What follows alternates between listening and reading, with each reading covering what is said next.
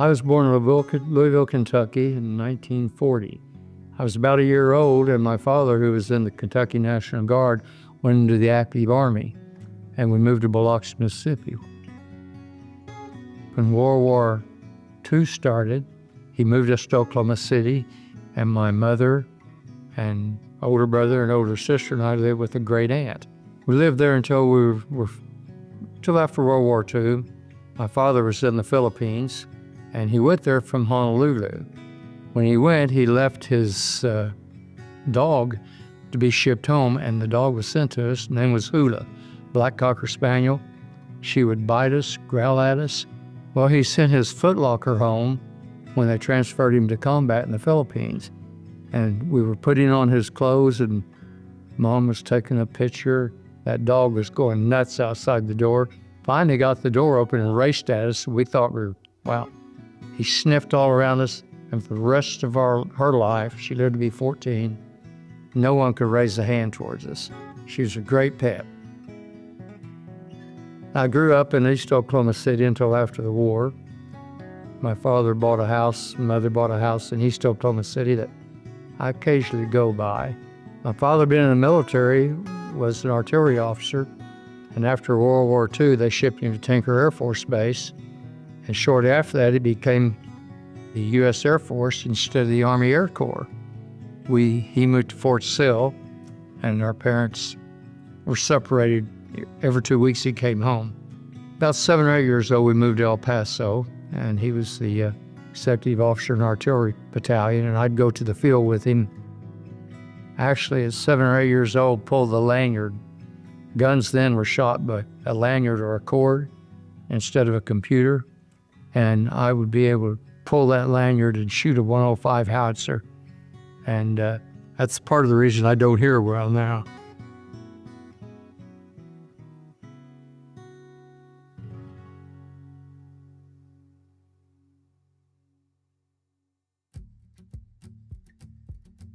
My father served in World War II. We went to El Paso for 3 years, moved to Fort Sill. Then he went to Korea and was gone 2 years. And when he went to Korea, I started caddying at the Lawton Country Club. And I was a very good caddy. I was the smallest person around. I caddied, and they called me Little Joey because I could find the golf balls. And I got the job as being the head caddy, meaning I could work in the pro shop. All the members would come in from golf and leave their clubs there and just push them into the room. And I started cleaning their clubs just with wet towel, and they put their shoes in a rack, and I'd shine their shoes, no charge, and pretty soon they started paying me. That was probably my second entrepreneurial move, and as precedent to that, we live in El Paso. My father, as a second duty, was in charge of the polo grounds and what we call the parade grounds. We lived next door to the commanding officer, General Taylor, 2-star general. My father had the polo ground concessions as an extra duty and had a parade ground where they did the horse shows and the parades for the retirees. And he was in charge of concessions. So I sold Cokes and I at the parade and all that. Well, being in Oklahoma, I knew what mistletoe was. The general's house had some beautiful mistletoe trees. Well, I climbed the general's tree and got mistletoe and put them in a wagon, and I sold it up there. And I don't know, the next day or two, General Taylor called my father. He says, I want you to know that your youngest son climbed my trees, he cut down my mistletoe and sold it to me. That was my first entrepreneurial experience.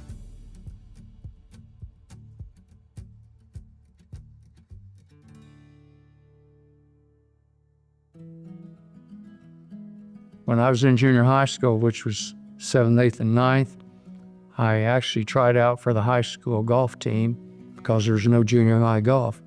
Made the team, played number 2 man. And I graduated from high school. I went to Cameron College. My 7th grade math teacher had got his PhD and was president.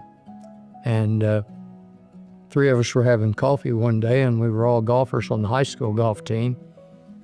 And we got, well, why doesn't Cameron College, 2-year college and then, have a golf team? And I went and talked to Mr. Owens and asked him. He said, sure, you can have a golf team. Find a coach. Well, our chemistry teacher was right out of college by a year. Name was Sims. So, Mr. Sims, would you be our coach?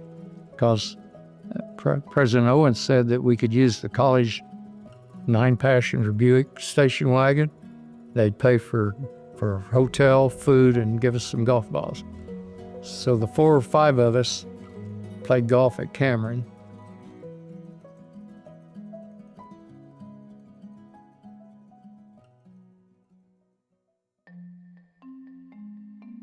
When I got out of Cameron, I went to OSU, but before I went, I'd worked at the 7-Up plant in Lawton, or loading trucks. I could tell you the 7-ounce 7-Up case, wood cases, 47 pounds. The 10 ounces were 53 pounds. You grab 2 bottles, squeeze them against the wood case, and put them in the truck. It got up like this. Well, during that summer, I got really muscular. I hitched a ride with the truck driver from Lawton taking 7-Ups to Durant, Oklahoma. And he let me out of the filling station and he said, well, I'd like to take you further. So I got out with the old thumb and hitchhiked. I got to Paris, Texas. I got picked up by a guy hitchhiking, and he was drunk and or drinking. And I'm sitting there in the car, and he drove about 60 miles down there. And he said, I didn't realize where we were. He said, I've got to go back. He stopped at the filling station. He said, you got to drive me back. I said, no way, I'd drive you back. He took off. I went to the filling station. I said, guys, where could I sleep tonight? I'm hitchhiking, and it's 12 at midnight. And they blew up a truck tire, inner tube. And I slept in that inner tube. The next day I hitchhiked, and I was in Alabama, and I'm sitting there having coffee and waiting for someone to ask them would they take me headed east. And some cops came in, and I'm having coffee, and they left. I didn't get a ride. 2 hours later, they came in, and one of them came over and said, what are you doing here, son? And I said, well, I'm just waiting on a ride to go to Atlanta and waiting on a bus. And a bus went by right then. He said, there's your bus. One of them grabbed I carried a Navy duffel bag with everything I owned on it. The other got my arm, and I thought, oh, I'm in trouble. He said, son, the judge, if you're not in by 9 o'clock and it's almost 9, the curfew, the judge will put you on a chain gang. And he said, that's why we got to get you on the bus. It went all the way through town. Finally, they turned on their flashers and their lights and did the old thing like that, pull up. I got out, and they said, we're just getting you out of the city so you can it's the county line. Well, we went back to the bus, and the cop put my duffel bag in the hold and said, driver, we don't care where you take this boy. Don't let him out till you cross the state line. I sat down next to an older lady, and I hadn't eaten anything, and she had a box. She fed me. So I got a ride to Atlanta, slept in the bus station. The next morning, took off to Evansville, Tennessee, where my father was born. And I got there, and I was hitchhiking along, and there was a farmhouse there. And I went in and asked the guy if they had any work for me. And I told him I'm a college boy. I'm traveling the country. He said, yeah, I got a cornfield that needs hoed. And I hoed that cornfield, and I felt pretty easy for about the first hour. And then my hands started getting tight. tired. I hoed the cornfield for 3 days. And then I went on in Evansville to stay with my cousins and my father's sister. I had a cousin there, Nelson Reynolds. He was a bricklayer. And he and an older guy was a bricklayer, and they worked in East St. Louis, Missouri. And I've been on the road at least 4 weeks. So I went to work in East St. Louis laying bricks. Hod is the mixture of concrete that they use to put the bricks in. And they got me a job mixing and toting hod. Mix it up, put it in buckets and haul it to them. After about 2 or 3 hours, the boss came by and said, "We need to see your union card." And I said, "I don't have a union card." "What? Get out here now." So I left and we went out to the racetrack, Cahokia Downs. Stayed there for about a week or longer. And I would cool down the horses after they raced them. And they'd give me a little bit of money, not much. And I slept in the tack room on springs with horse blankets. And I made enough money to buy some food. So I came back, got on a hitchhike back to Oklahoma.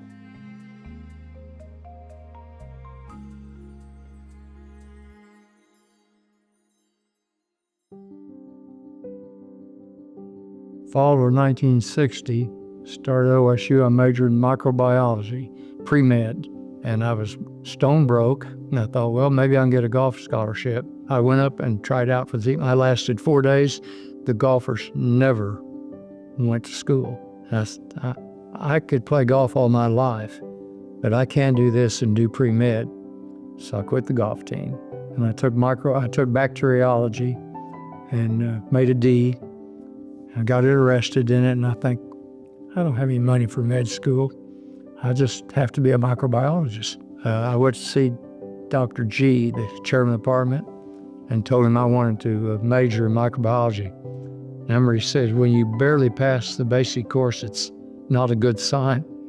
I got through my 3rd year, and I had a 1.9 grade average. I was on scholastic probation, and I started taking advanced microbiology. And Dr. Gruda was the instructor. He was talking like this, talk very fast, get lecture like that. And I never learned shorthand. I never studied. I'm sitting there, I thought, man, I'm dead. Never get medical school. I can't even take notes. There's no book. And the girl sitting next to me was doing this. I looked over and I reached over and I put my hand, I said, "Can I look at your notes?" She said, "Sure." Everything was written. And I said, "Would you like to have a Coke?" We've been drinking Cokes for these 62 years since real life.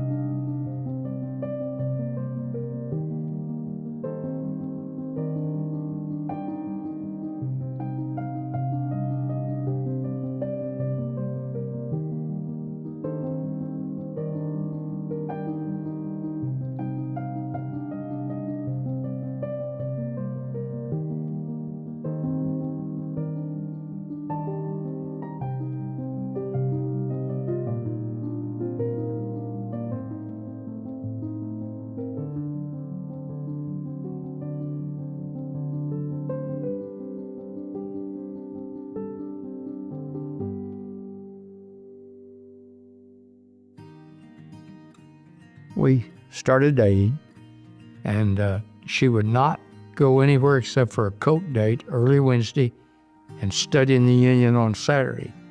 And she was a straight A student, had been all of her life. Well, there were 7 of us majoring in microbiology and chemistry. And the highest grade on the test, we all went out to a place north of town called Deeks, a bar. And the person who made the best grade, everyone paid for their beer. I mean, beer was like 20 cents, if that. And Charlotte won it.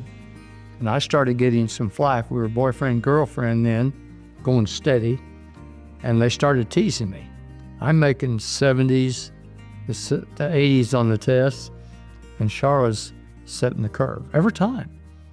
And I started reading. Not only did I study with her, when I went home, I read the book, took notes in class, and the first big test came out. They post the grades, top grade here, whose name, and Charlotte was always at the top, literally every time. There would be two of them tied, and the first time in my life, Joe Freund. I never made another B. Straight A's from then on, including graduate courses when I was in the Army. But when I went to medical school to apply after college, there's a test called the MCAT, which is unbelievably difficult test. I don't have any idea how I did on it, but I went for an interview at OU Medical School. And in college, I was working at the Pizza Hut, and I was the janitor. And in the morning, I could not stay awake for histology course or genetics.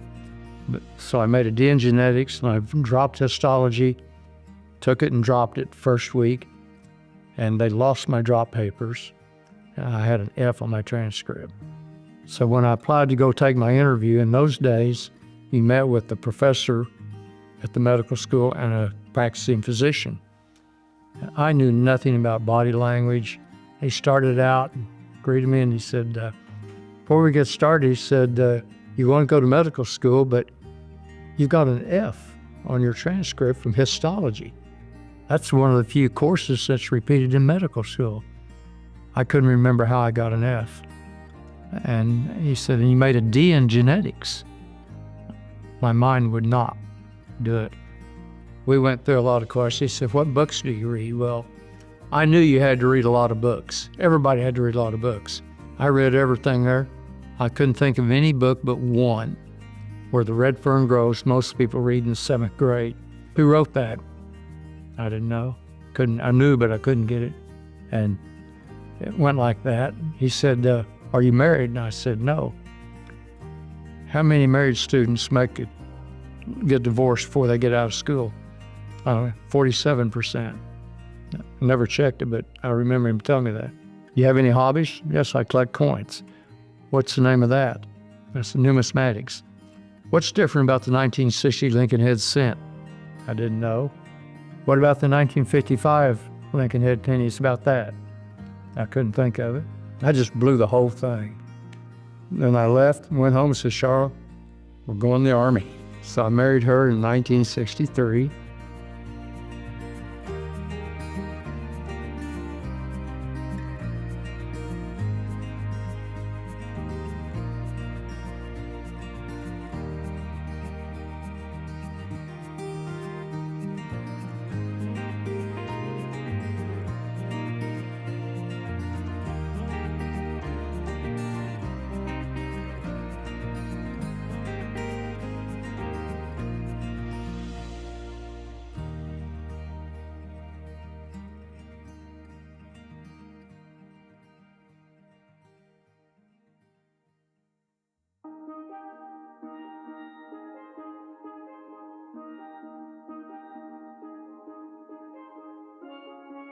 My parents were divorced, and they sent us tickets for our honeymoon in Hawaii.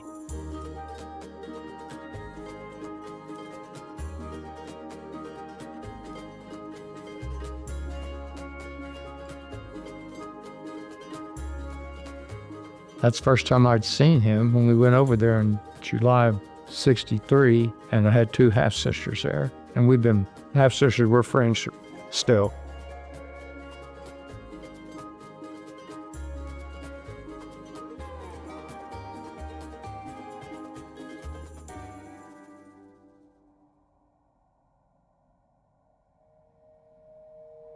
Went on our honeymoon to Hawaii, came home, and we drove in from LA, slept through, and that afternoon, Charlotte's dad, Bill, who was a great individual, was the pilot.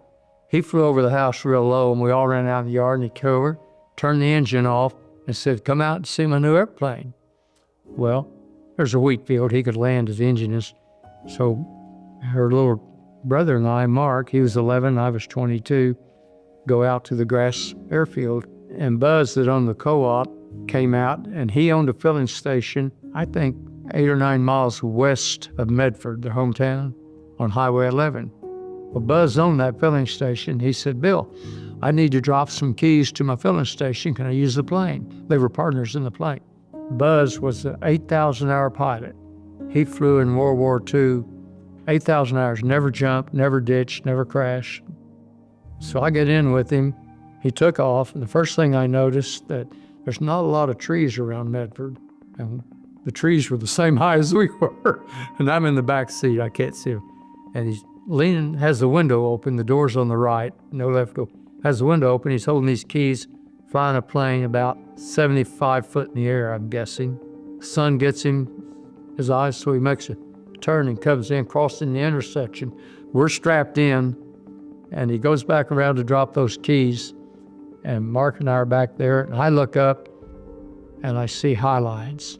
I started to holler. I grabbed Mark by his neck and went like this, and first thing, the left wing hit a power line. It was a wham! It slid, and it broke. It slid again, and then something hit the plane. Plane slid into a telephone pole, hit that telephone pole and went up and hit about 3 times. We went there, and I remember 2 thoughts very clearly to this day.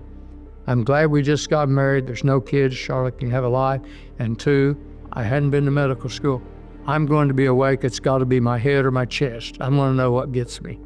Stop. Now, wow, I was aware the seatbelt had bruised me on both hip bones. And I looked out the plane, and there was gasoline everywhere. Both wings were ripped off. The struts were on the ground. And I said, Mark, we got to go. It's going to burn. And I couldn't move seatbelt. The wing was down like this, and the door could not open against the wing. And I finally was able to shove the door enough and get a deal out. I only weighed 115 pounds then. Mark weighed about 80. And I said, Mark, get out. And I pushed him sideways and literally put my foot on his butt and shoved him out of the plane. He belly flopped along. I said, get away from the plane, it's going to burn. And then I went out. I had to turn sideways, and I looked, pilot's gone. Pilot is not there. How did he get through that window? The door's still closed. And I looked, he was upside down. His head was under the panel. I mean, it's only that wide. He was a big guy and unconscious. His legs curled up. So I was able to back the seat up a little bit. And I picked up the wing and put a strut under it to hold it up. I got him by his legs, got him in, and pulled him out. And he was heavy. I remember I put my foot on the plane because I couldn't pull him out on the ground. And when I started pulling him out, he woke up and started kicking me. I said, Buzz, quit, you're gonna die. Got him out, and he stood up, and he was wobbling. He had broke some bones in his back, nothing bad, and got him out of there. So I went and got Mark, and he said, my back hurts. I said, lay down. He lay down. Wiggle your feet. This is before med school. You move your feet, your back's okay, let's go. So all 3 of us walked. None of us should have.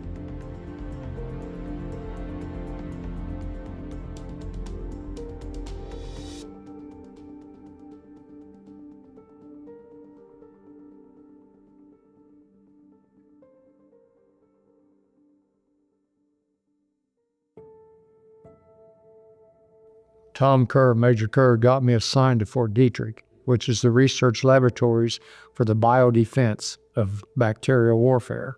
I was a chemical corps officer, so I spent my doing research there with a bachelor's degree in microbiology and biochemistry. We moved there in 1963, and I got shots in each arm on Monday and Friday, and on Wednesday they drew blood. We're working with germs that kill you. Part of it was gas warfare, part of it was smoke screens, and we were doing smoke screens out in the field. And this was, plane crash was on the 8th of August. This was the first week of September. We're in the field doing smoke screen studies. No, radiation studies, which is also chemical core. And they had taken, I don't know what they used, uranium or some radioactives, and put them in jars on the ground in a field. And we get in a helicopter and fly over, and each of the each of the officers takes the measurement. They hover over this pot and you read the uranium scores, how to plot a nuclear field in war.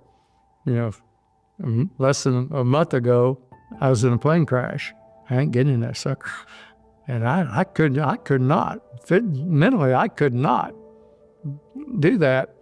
And I just refused. And the captains, the two captains who were our teachers, was there, and the commanding officer of the chemical school was there. And I said, no. Get on the plane. No, sir. Get on. No, sir. And I just, no way to do it. So the commanding officer was out there that day, usually wasn't, and he said, Lieutenant, let's take a walk. We started walking. He said, Lieutenant, I'm going to take these, he's a bird colonel, he said, I'm going to take these oak leaves off for a minute. So there's no rank here. I know you grew up in the military. I know your brother was a flyer in the military and flew the Vice President Joint Chiefs. This is part of your training, and in a minute, I'm going to give you an order to get on that plane. If you don't do it, I'm forced to give you an Article 15. They can cut your pay, they can restrict your activities, they can make you stay in your house. I forget how long, a month, 2 weeks. And he said, that would ruin your military career. And, I told him I'd been in a plane crash a month ago, I can't do it. He said, and the first thing you've got to do is get back in an airplane. That's the first thing you do, or you'll never be able to do it when you have to again. And I got on there, and I got my Geiger counter. We flew around, I don't seem like hours, but it's probably 15 minutes. And we got in, and when they said they landed, and he said, okay, everybody out, take your Geiger carrying paper. I got out. I didn't sleep for sure. Got out there, we're sitting in the bleachers, and they're mapping the nuclear field, where each one was and the readings they had. Who's got number, whatever number? Who's got number 8? They looked at us, said, Lieutenant Freund, you had Geiger counter 8. And I said, sir, you told me to get on that helicopter. You didn't tell me to take a reading. He recognized my trauma.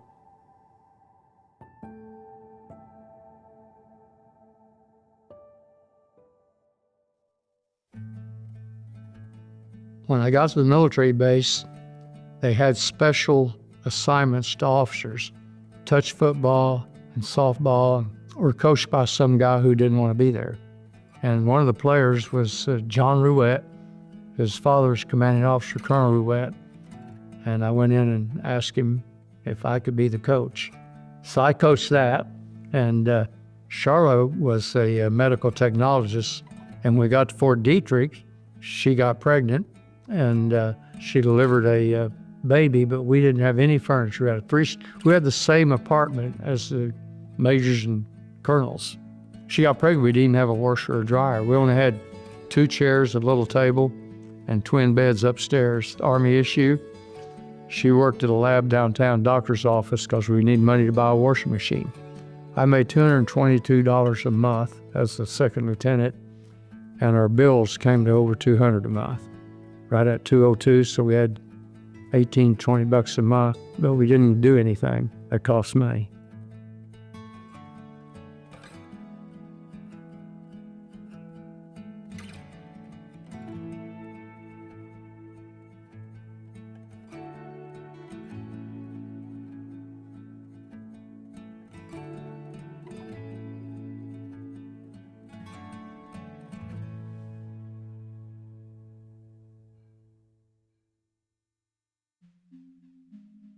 We're in the Army now, and I doing research. We would take the anthrax germ, which is a biological warfare agent because it really does a lot of damage. We worked in big hoods with heavy rubber gloves because we're working with deadly organisms.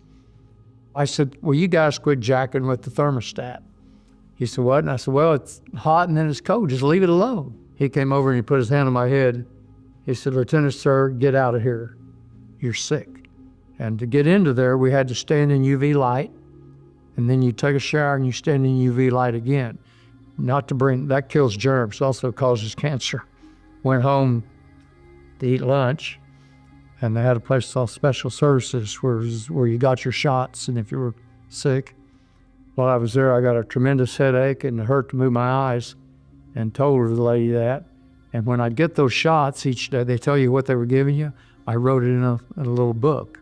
Looks at their book, and she said, "Oh, you've got VEE." I said, "VEE, yeah, Venezuelan equine encephalitis. That's a virus that infects your brain, kills you." I really had a bad headache. My neck wouldn't hardly move, but I could read. And I went to the library, the research library. I read about it, and what I took away was between 10 and 15% of laboratory infections are fatal. And there's no treatment except aspirin. So I outlived that. Well, my brother was flying KC-135s over Vietnam, refueling the jet fighters. And I'm at Fort Detrick. I'm sitting there, and I get orders from Second Army that said, "Lieutenant Farwell, you're instructed to not be out of contact with your commanding officer for over 12 hours at any period of time. Be prepared for immediate deployment to Southeast Asia theater of operations," i.e., you're going to Vietnam. That's when they tried to kill the jungles. Well, guess who sprays Agent Orange? Chemical Corps officers. And most of those guys died of cancer several years later. So I took that letter down to Tom Kerr, my commanding officer and friend from college, put it on his desk. He reads it. He said, "Lieutenant Freund, you just called me Job." "Yeah, Tom, stand up at attention." I said, "Yeah, right, Tom." He said, "Get your ass out of that chair. Come to attention now." I stood up at attention. He said, "Lieutenant Freund, your duties at this battle at this research station just became vital to the biodefense of the United States of America. You will not go to Vietnam. Can I kiss my CEO?" And that kept me out of Vietnam. My father had been gone all those years. My brother was currently flying over Vietnam, and it scared the devil out of me.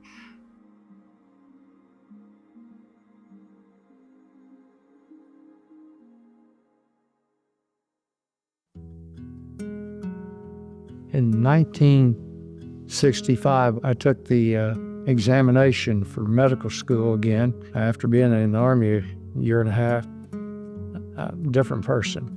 Got into med school. I got a notice within a couple of weeks. Graduated in 1969. Graduated, interned at Mercy Hospital, did a general internship. In those days, you did an internship and then you'd go to practice. No one does that anymore. Out of medical school, I went straight to Henrietta, and I'm going to go into practice. I'm looking for a place to go. I don't want any more Southwest Oklahoma. No grass, no rain. I stopped in Henrietta to have lunch, opened up a book, phone book, and I saw Don L. Tutt. Don Tutt at Cameron College in 1958 was my lab mate. And when we were chemistry partners, one of the studies was to take a chemical called nitrobenzene. If you heat it just right, you convert it to nitroglycerin. As you know, nitroglycerin is incredibly explosive. And you're supposed to heat this nitrobenzene up. I wasn't smart enough to know how to heat it. And there's a burner with gas burner called a Bunsen burner. You probably know that. And it had a little rack on top of it. And I had a little beaker of nitrobenzene. And I set it up there to heat it, not knowing you don't do that. You put a water bath and you heat it in water instead of over a flame. And I'm sitting there, and Don's sitting there, and the chemistry teacher comes by, and that nitrobenzene's go pop, pop, pop, little bubbles popping.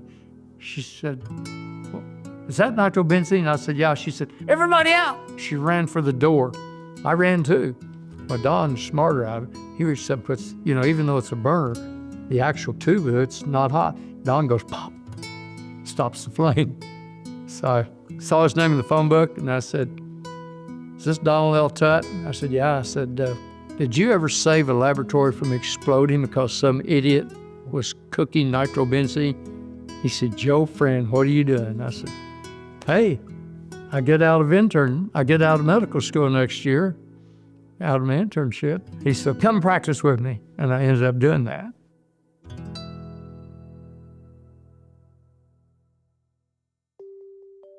Charlotte, first of all, she worked all through med school. And the day I got out of internship, I came home and the boxes were by the curb, several boxes. And I stopped and looked at them. There were all of her college textbooks, all of her med tech textbooks, all of her hospital records. And I walked in the house. I said, "What's all those boxes in there?" She said, "Well, you're completed your internship today. I'm retired." And she has never mentioned medical terms again. She retired, and she should have, because when I got out of the Army, we lived on her salary. Right then it was $450 a month, which is pretty good. And I had an Army of 180 GI. We had money the first time in my life. We could go out and eat. So after 3 years practicing anesthesia in Henrietta, doing everything that came through the door, I've only done one gunshot to the belly as the only surgeon there. Henry Pierce is general surgeon, and this in May, before I got out of internship, a gunshot wound to the belly came in, high-powered rifle from fairly near range, and he was the surgeon. But when we had a case like that, I always called Henry. Even if it wasn't on call, he would come in, and they'd call the guy who his doctor was. I told the patients when they had a surgical wound, tell them Dr. Pierce is your surgeon. So Pierce would come in because he let me do the case. He talked me through it. And in May, he had a gunshot wound to the belly. And I said, "Henry," I said, "I got a gunshot wound to the belly. I don't think he's bleeding bad, but we're taking him to OR. We'll be ready for you." We got the patient in the operating room to ready to go. And he hands me the knife. And he said, "You ever done one of these?" He said, "No." So after tonight, you will have. So this doesn't happen in modern medicine, and it rarely happened then. Ghost surgery, they call it. So he showed me. He said, "Make a cut." He said, "Gunshot wound. You don't know where that bullet goes. It can go in here, hit a bone and ricochet. And so you cut him from here to here, stem and stern. That's your xiphoid, the end of your breastbone, to your pubic bone. And you go around the belly button." So I opened him up. He talked me through it and put him back together. Guy did well. Well, I've been in practice. I started really in June. I think it was August or September. My office nurse, named Betty, her nephew put a 30-06 to his belly and pushed the trigger. Close injury, you get not only holes in the belly, you get blast injury. And he's bleeding. And Betty and her kid's mother, and there were 4 or 5 of them there, and I said, "I'm not a surgeon. I did surgery, a lot of different surgeries. I'm not a surgeon, but in my estimation, it's 45 minutes at 90 miles an hour to Tulsa, twice at the city. I think I might be able to stop the bleeding and fix what's there. I may just stop the bleeding, close him up, push drill wraps, and get him to Tulsa when he's stable." And in Henrietta, we didn't have a blood bank, but we had a list of everybody that signed up. And blood in the blood bank has changes to it, especially 50 years ago, 60. And we would call people of that type, and they would come in, and we'd make his batch, the donor's match him, and it's still right out of the body, and that's the best possible transfusion. So we had 3 or 4 people came in. I took him up and opened the surgery and did what Henry Pierce had done. And I told the family, if he lives in the morning, he's going to Tulsa. I kept him overnight, transfused him. He lived, sent him to Tulsa. Another fun case out of Henrietta, motorcycle hits the right front quarter of a car. He goes over and lands face down. This kid just smashes his face. Well, also an injury to his neck. And he didn't have brain injury, it turned out, but he couldn't breathe because he had neck injury, fractures to the name of the bones don't matter. So I sewed up the bleeding cuts while the ambulance was getting there. And I got a surgical tray for a tracheostomy. That's where you make a cut, put a tube in the breathing tube. So this kid's bashed, could barely breathe, and I took a surgical tray with me, and I sat beside him in the back of the ambulance, and I said, "Guys, get there as quick as you can." So I'm sitting there just holding his face as much as I can. All the bones are broke. Normally, you extend the and you do that. He's got neck trauma. You can't be doing that. You could paralyze him. And we get about a quarter mile from there, and he blocks completely, and I can't open his airway. And I grab my kit and open him up. I'm doing a tracheotomy on him. And when I went through the door, I was saying, get us to the OR quick, call an ENT or general surgery or vascular surgery for this tracheotomy. So that was the biggest one I ever did.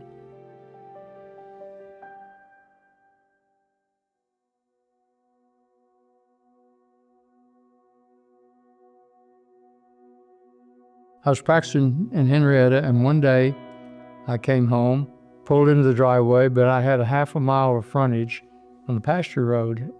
I looked up and someone was riding a horse at a dead run on the west pasture. And I thought, boy, they don't know where the ditches are or the holes are. So I pulled up in the front yard. The person comes to a sliding stop on a quarter horse. It's my oldest daughter.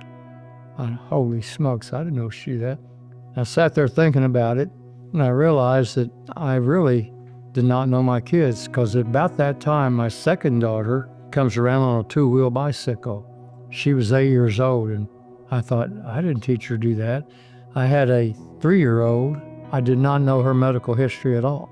I sat there, I don't know how long, could have been 30 minutes or so, and thought, these kids are going to be delinquents when they hit puberty because they don't have a father. I went in, I told Charlotte, I'm going back. She said, to the hospital? I said, no, I'm going to back and specialize in something where I could be around and have time to play golf. So I'm going to go back. What are you going to specialize in? I said, well, I want something that has patient contact, something that where you have to stay up on everything in medicine. And I've always liked anesthesia. I did an extra 2 weeks as an intern. So I'm going back and be an anesthesiologist.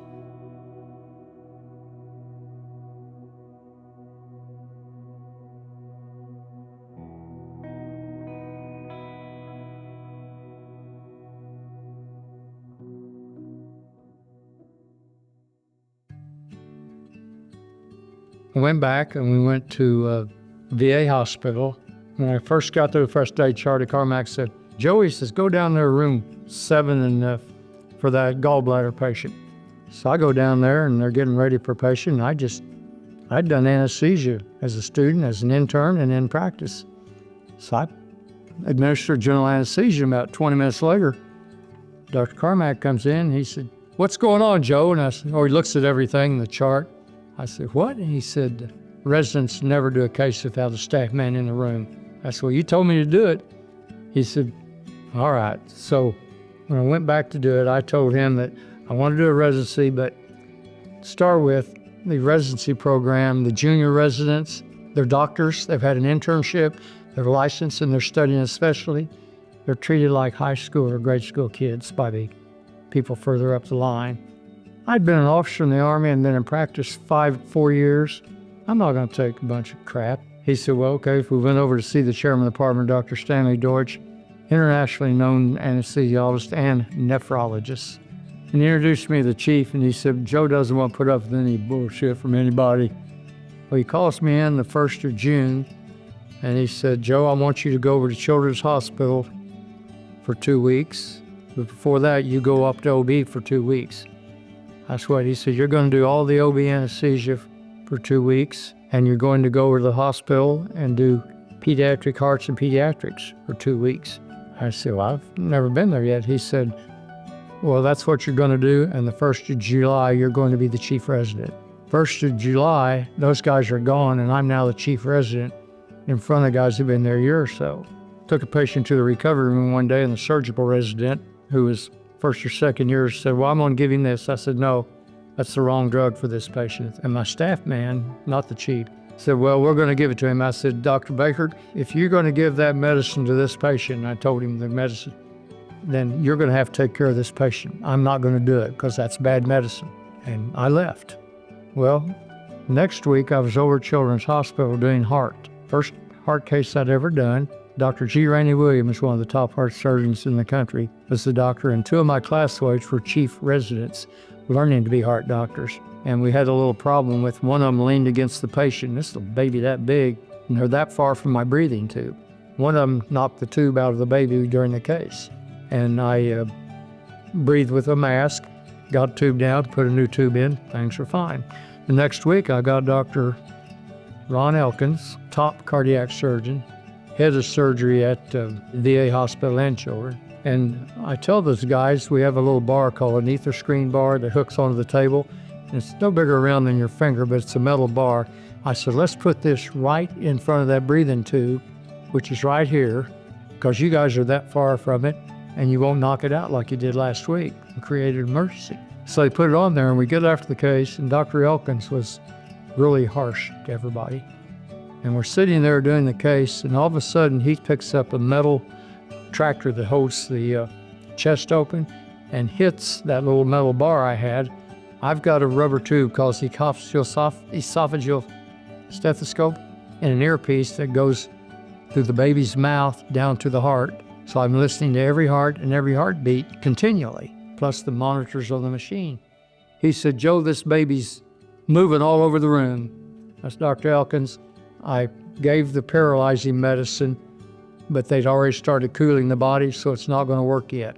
He said, well, when can I work? I said, well, I've got an electric stimulator I can put on his cheek and tell when he's paralyzed, but the baby was cold and I gave the medicine a little late, and it's my mistake, but no problem. He reaches up and hits that thing again, goes right to my ear. I said, Dr. Elkins, do not do that again. I don't know if you forgot to kiss your wife and kick the dog or vice versa this morning, but I'm a physician, and I'm not taking that from you. Now the baby's paralyzed, but he'd already called for my chief, Dr. Bert Sears.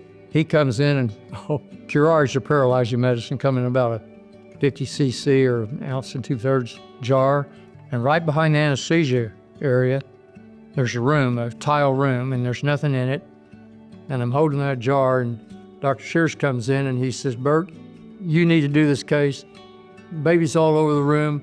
Joe doesn't know what he's doing. And I turned around, I threw that Curare against the wall. It left the operating room and hits that tile and shatters. I said, Dr. Elkins, if you're going to talk to my staff about that, there'll be no more lying and no more desecrating me, period, or we're going to the parking lot. When I got out, there's no see Dr. Deutsch. So I went over to Dr. Deutsch's chief and I sat down. Says that you and Ron got hot and heavy over the drapes today. I said, yes, sir, but he was rude, unprofessional, and inappropriate. He said, well, I understand that, but congratulations. Not many people can do that to Ron Elkins, but I would caution you against offering to duke it out in the parking lot with the chief of cardiovascular surgery. That was my first month as chief resident.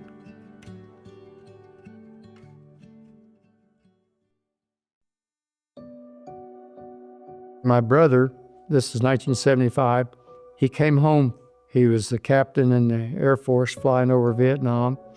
When they came back from Vietnam, there were two Air Force Ones, 1 and 2, one for the president and the backup for the Joint Chiefs, vice president, any big wig.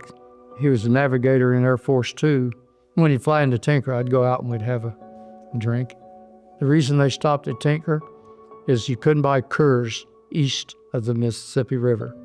And they would load that with cases of Coors. And being an Air Force 2, you know, had no boss except the president. He was on call one night and they were playing handball and he was rubbing his shoulder and I said, what's for your shoulder? He said, oh, I think I got bursitis. I said, well, you know, you're 37. You ought to get that checked. That's a presenting complication of heart trouble. Angina, they call it, referred angina. He said, oh, I had an EKG 3 months ago. It was normal. Pilots do not like to get their heart checked out because in those days, if you're abnormal, you're out of flying. And that was his life. I'm on call at Presbyterian Hospital, and I'm in the call room asleep. My mother calls, she said, Don died.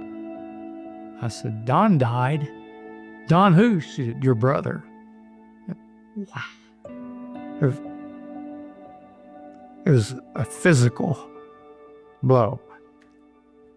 And he's buried at Fort Sill.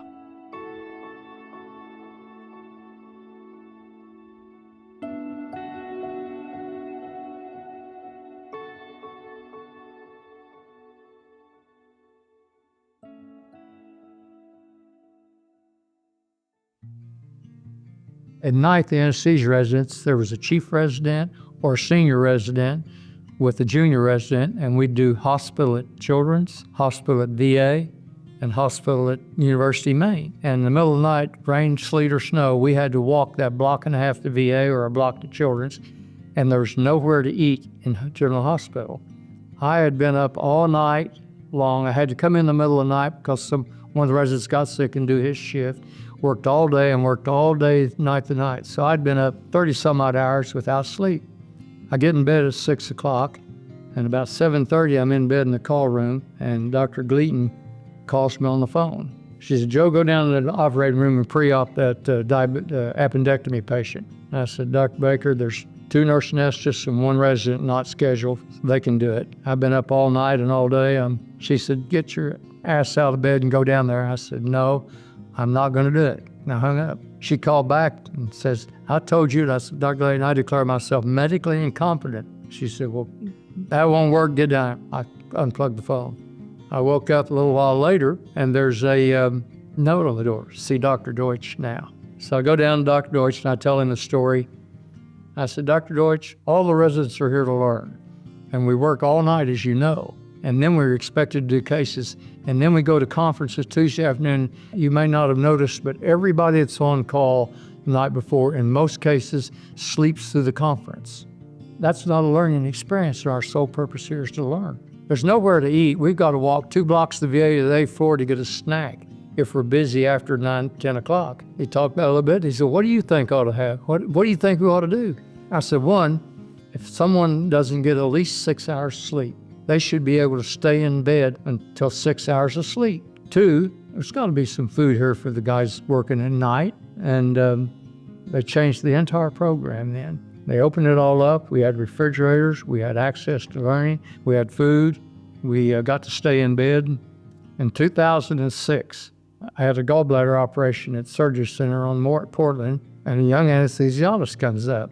And he says, Dr. Freund, I'm your anesthesiologist. I want to tell you, it's a pleasure. You're a legend in anesthesia.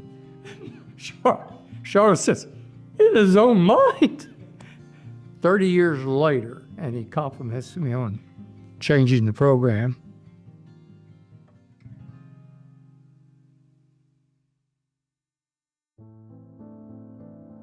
I mentioned epidurals. We learned them on OB in training, but no one in Oklahoma was doing epidurals for labor and delivery. Dr. Coker was on the staff. When I went to Presbyterian, they asked us to do OB. And I said no, because when I left general practice, the only bills I never collected were the babies. People didn't pay for their babies. I already got them, so why pay again? So at that time, within 3 months, they were doing 100 deliveries a month. And Ahmed said, we won't do them unless you pay us cash. Now, the university's the only place that did them. They charged $75 to do an epidural. You put that in a laboring patient, you may get out in an hour. They may deliver 15 hours later, may do a C-section. So Ahmed said, and I didn't want to do OB, but he said, you pay us $150 a case and you do all the collection. We don't bill. And if it goes to a cesarean section, you pay us another $150. So about 10% due. So we got roped in and we did made a lot of money doing that. The other anesthesiologists in town, I got phone calls, 2 of them, cussed me out. You know what you're doing in the practice of anesthesia? They're going to want us to do them now. And I said, guys, I got 3 daughters. If you had 3 daughters, you'd want them to have an epidural. So we started epidurals. I'm doing anesthesia Presbyterian, and I'm reading the medical journal, the Journal of Anesthesiology. There's an article in there about a doctor, and he said we were measuring how the gas that goes in and the anesthetic that goes out, and we're measuring the oxygen that goes in and goes out, and we're measuring the carbon dioxide that's breathed out. If you get into trouble with your systems, carbon dioxide will go up. I read that and I thought, wow, if I can measure what's going out, you could detect these things before they cause clinical symptoms. And I called the guy and he said, yes. He said, we use a mass spectrophotometer. And I went to Kansas City and looked at it, and they had them in all their operating rooms. And I said, wow, this will stop people dying under anesthesia. I spent the afternoon and saw how it worked, and I said, how much would this cost to put in Presbyterian Hospital? And he said, it can be done for $165,000. So I came back, called Harry Neer, who was the president of Presbyterian, and said, I'd like to present this to the board. And they said they weren't going to do it. I told them, this will save lives. So I calculated Presbyterian Hospital does 65 cases a day, and at least 55 of those are under general anesthetic. The minimum you're going to be reimbursed for Medicare is $40. Welfare probably 30 or 40. Others 80. Let's just say $60 a case.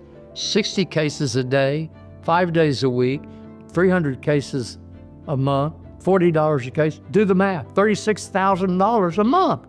I'll pay for it. You pay me back as you get paid, and when 165 is paid, I sign a contract, you own the machine. They did it, only they paid for it.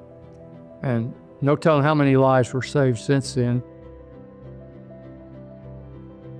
You know, anesthesiologists not only put you to sleep, they constantly monitor you while you are having surgery. And Dr. Freund, it's sure good to have you here. And in that monitoring process, where you're actually watching a patient during surgery, it's real important that you have a lot of controls, and I understand you have some new technology to help you. Yes, we do. When a person's under anesthesia, their physiological mechanisms have to be monitored very closely. All of the drugs we use are potentially lethal poisons, so it's important that the patient be maintained in a physiological range. And at Presbyterian, we have recently installed a mass spectrometer, which allows us to, monitor all of the anesthetic gases going into and out of the patient, as well as the natural or the physiological gases of carbon dioxide. Presbyterian Hospital has installed a new anesthesia monitoring system which should make surgery much safer. The system actually sniffs the gases going into and out of the lungs of surgery patients. A central computer performs the instant analysis every 20 seconds in a different operating room. If something is wrong, the computer will signal the anesthesiologist, while a digital readout tells the doctor exactly what's happening to his patient. In the past, many times we had to wait until a patient's body told us something had gone wrong and the body is undergoing changes. At the present time, we're actually finding out something's going wrong before the body has a chance to be adversely affected. Dr. Freund says the system is a state-of-the-art system in operating room safeguards, and he says within 5 years, all the hospitals in the area should have one.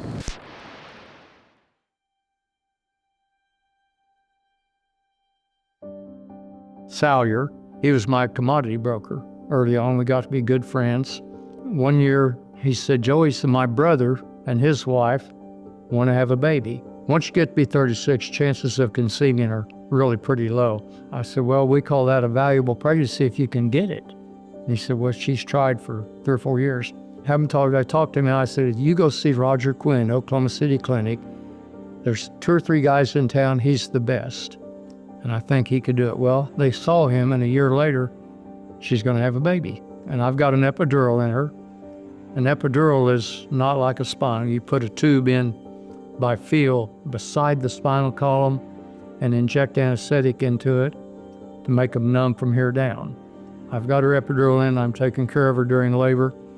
And when babies are in the womb and the womb contracts during labor, the blood pressure kind of changes for the baby and the heart rate will drop a little bit. Well, I'm watching the baby with epidural and pain relief, and the baby's heart rate went down and comes back and it quit coming back up. The baby's having trouble, something's stopping its blood supply or something. So I called Roger. I said, Roger, Meg's got type 2 D cells, slow return. I'm taking her to the operating room. She'll be ready for the C-section when you get here. And Roger, he gets the baby out in 20, 30 seconds. And it's a bloody mess, but safe for mother. And it has, pulls out a dead baby. You can cure infection, you can't cure death. I reached over in the field barehanded and said, give me the baby. Put him in the bassinet. And cardiac compressions, 120 minute roughly, and breathing. I said, put an oxygen tube in my nose, run 6 liters of oxygen, and did. I don't know if it was 30 seconds or 2 minutes. Baby coughed. and sucked it out, give it oxygen, ventilate it, and the baby did fine then. Well, you never know a head injury, coma, head trauma, how long it's been there. The brain can go about 3 to 4 minutes before you start getting brain damage. And you don't know if that baby's got brain damage, which is cerebral palsy. You'll never be able to read a book or anything. You don't know. It wasn't long after that Meg and her husband divorced. I don't know when, and I'd never heard a word or saw anything.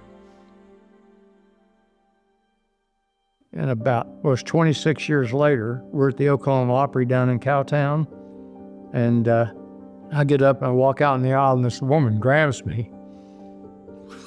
Thank you, thank you, thank you. And she said, I'm excited, my baby's 26. Graduated from college on honors.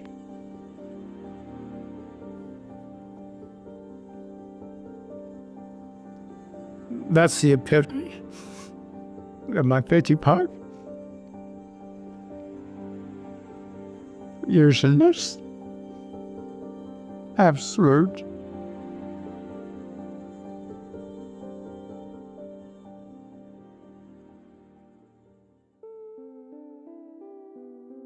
A neighbor of ours was with TGMY. When they went bust, Bill Campbell went to Bentonville and worked for Sam Walton and became one of his top marketing guys. We're visiting him one weekend, walking downstairs of the Walmart. There's nothing. It's a red brick building. You wouldn't believe it. And we walking in to tour the company building. And we walked past a 58 Chevrolet, a red 58 Chevrolet pickup, steel rim tires. He said, that's Sam's truck. And I said, Bill, they got 1,100 stores, and they did at that time. These are steel belted rims, and the steel's showing through. I said, what? We're walking through there, and we walk by his office. He's got 2 guys there, and he says, Bill, what are you doing here on Saturday? He says, this is my neighbor from Oklahoma visiting. He said, well, come on in. He said, he introduced me and shook hands. He said, Doctor, sit up here. And I'm sitting on a straight back chairs with those wires that get your back. He's got high top tennis shoes, blue jeans, Sam's hat, Walmart t-shirt, and talking like over the back case of neighbor. At that time, the richest man in America, $7 billion. And I'm talking, and I said, well, Mr. Walton, why don't you come over and play golf with us?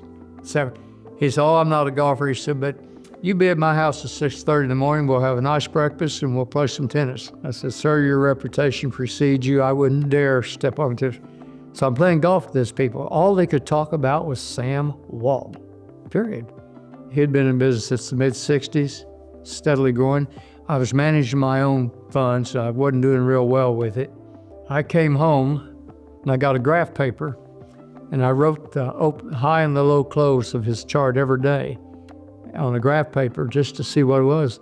And I sat there and I measured the top and the bottom, and the daily movement was $1.26. And you drew the line, it didn't matter where it went, it moved to $1.26 or close to it every day. And for some reason I thought, if I bought that near that bottom line on top of the $1.26, if I bought it a quarter below the bottom and sold it a quarter below the top, that's 75 cents a share. So I did some math, opened up an Ameritrade account, put my whole retirement plan in it, and then it got set up. I was in the operating room with a cord, and I had all the monitors in my ears and all that, so I wasn't ignoring. I called him and I said, what's the buy and ask?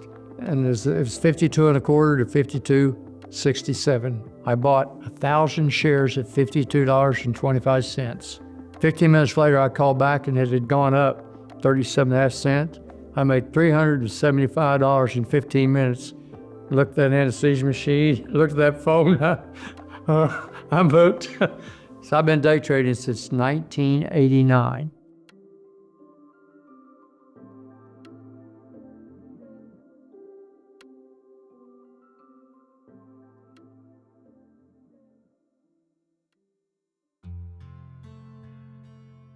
In 1989, I was driving down Sooner Road, and there was a sign.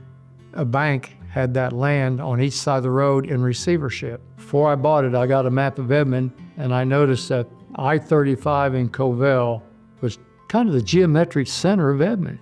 And walked out there, and that valley was just incredible. I said, wow, there's a lake there that needs to be built. I walked down in there, and there was a foot-wide spring-fed stream down the bottom. And I looked at that, and I looked back at the house. I looked up at the woods, went home and got Charla, and I took her out there and stepped on the land. And I said, this is the geometric center of Edmond. Someday, this land will make our daughters rich. I bought the land for not a lot and built a 5,000 square foot house on it. Put 2 barns in, one I call a party barn, one a horse barn. I built that lake and built a dock with a step around it. And all my grandkids have fished and caught fish. I stocked it with catfish and bass, threadfin minnows, and hybrid bluegill. 5 or 6 years later, I started getting offers. I was told that that land's worth, $1 million, $1.2 million. Finally, one day, guy came by and they offered X amount of dollars. And I told Charla, I said, Charla, this is a deep well. We've got enough money for you to, be okay. She said, what are they buying us? They're buying the land. She said, what about my house? Well, what do you want your house? She says, $1 million. And I called Bill up and I said, well, no deal, Charla. If you're buying that for land, she wants to be paid for her house. What does she want? I says, $1 million. She said, okay. Well, I didn't know at the end the buyer, who's the guy who owns it all now, he's deck of millions. I mean, that was nothing to him. And they're planning unbelievable shopping center. It'll be the biggest, nicest shopping center between Kansas City and Dallas when he gets third.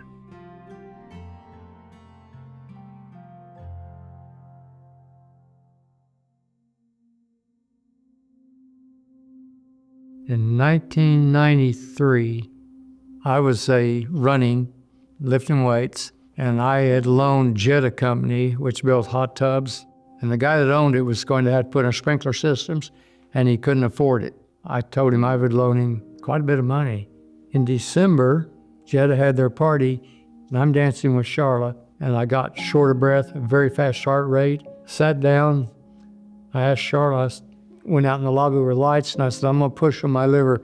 Tell me if these veins are backed up. If you're backing up your heart, the jugular veins will be visible, and they wouldn't. I said, well, we gotta go. So we went home. Next morning, I was chairman of the Department of Anesthesia.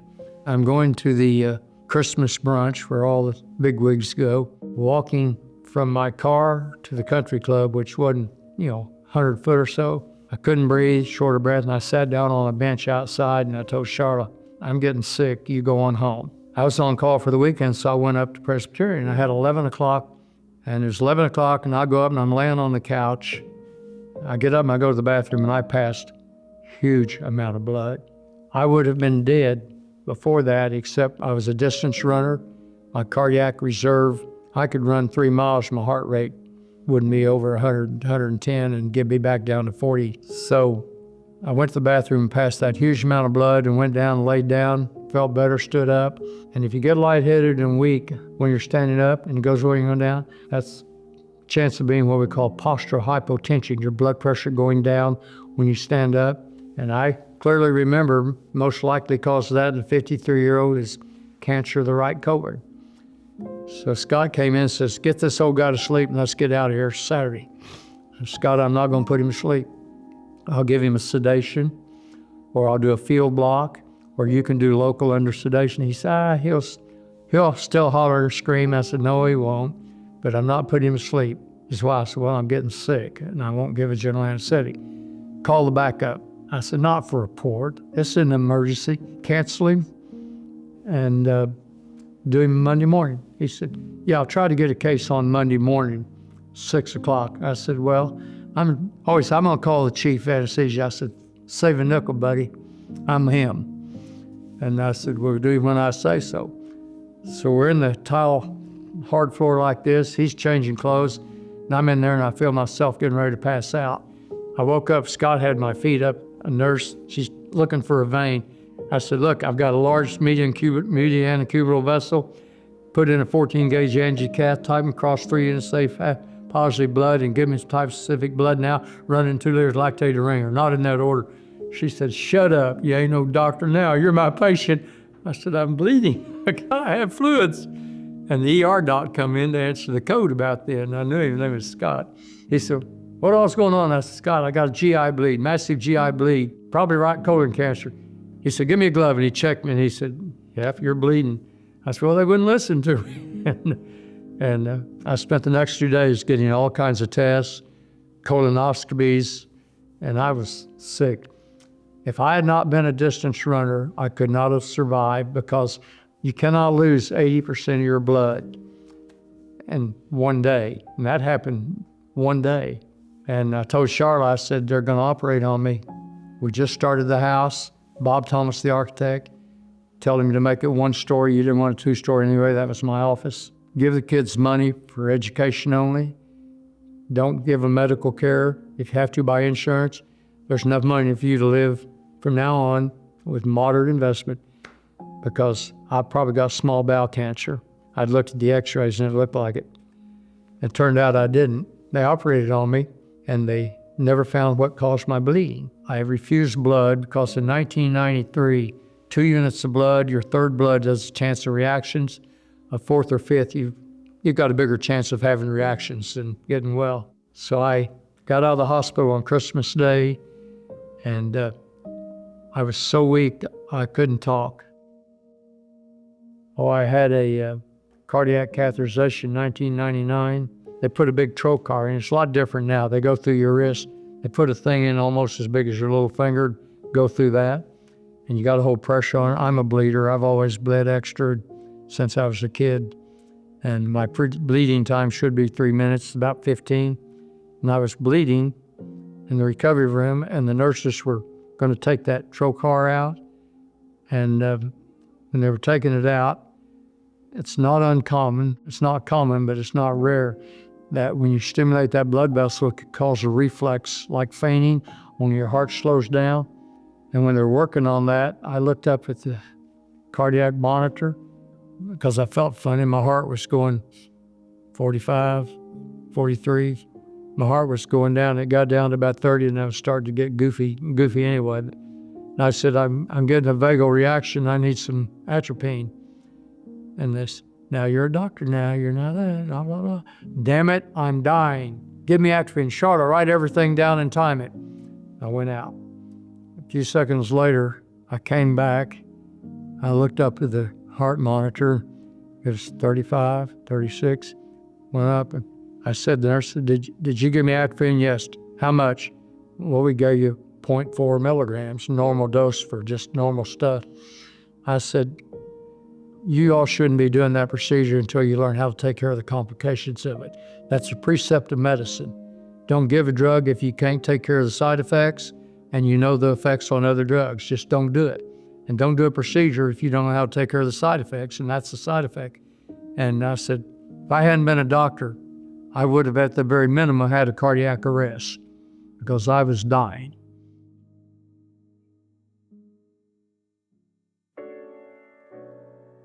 In 12 and 13, I played poker a lot. 2014, I went to the World Series and I got into a $1,000 buy and I won $4,000. I made it to the next day. 2017, I decided as a bucket list, I'm going to play the main event, $10,000 buy-in. And I did. I sat down at the table in seat 1, it's an oval table. And I sat down, a guy walks up next to me, and I look over and I didn't even look up. I looked over and he's in Bermuda shorts, sandals. I looked at him and I said, "I'm Joe Freund, Edmond, Oklahoma." He said, "I'm Antonio." And I shook his hand. I said, "Esfandari, right?" He said, "Yeah." It's a heart! Antonio has done it! The barefoot magician walks away with 18 million plus. Here I am, an old guy on a bucket list to play the main event for 10 grand and the world leading money winner sitting in position. He said, "Joe, I'm gonna get some of your money." I said, "Antonio, I'm gonna get some of yours, but I have no misgivings about where I am. I'm here on the bucket list."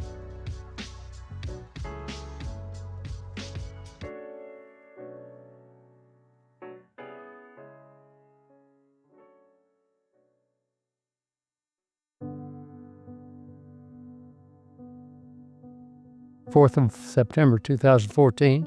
She was writing, and I'm in the office looking at my stocks, and she didn't come in until 11:38, and she sat in a chair by the refrigerator. And I'm across the room, and she mumbled something, and I said, "What?" I turned around, and she was slumped over in that chair, way over, her head hanging down. "What happened?" She says, "I woke up in the grass." She had fell off the horse. She took both horses to the barn, unsaddled the one she was riding, and probably fed them. I did the doctor thing. I got stethoscope. I said, "Charlotte, you got numerous broken ribs." Got her in the car. Well, I got all the way to I-35, and as I got on it before I got to Danforth, she passed out. Thankfully, Integris was here, and they took her in, got x-rays, IVs, stabilized her, immediately transferred her to Mercy. Later that afternoon, she's in intensive care. She broke every rib. Now, that's rare. I've never seen anyone with every rib on one side broken alive. She had a collection of blood in her right flank the size of half a volleyball, and required 3 or 4 units of blood. She dodged a bullet. No question in my mind she would have been dead if I hadn't been there.